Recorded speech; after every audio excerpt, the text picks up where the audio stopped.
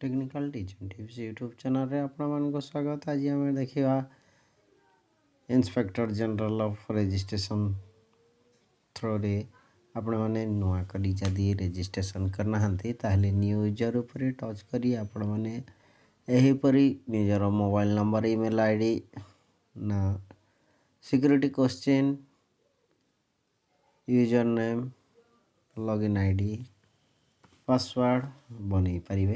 आउ जदि पूर्वर अच्छी आईडी ताले एक्जिस्टिंग लॉगिन आईडी उपरे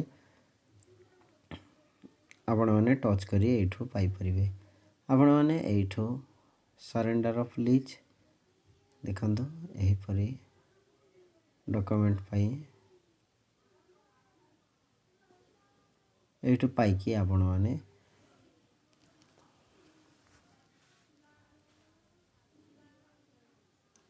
विभिन्न प्रकार ऑप्शन अच्छी जो sale immovable with agreement option रे आपण माने जाइकी आपण माने निजर stamp duty minimum stamp percentage of stamp रो fees registration fees user fees आपण माने एठू जानि परिबे।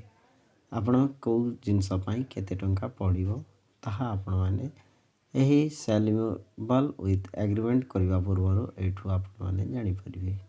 जदि निश्चित भाव रे आपण माने सेल इमोबल करबा चाहूछंती एग्रीमेंट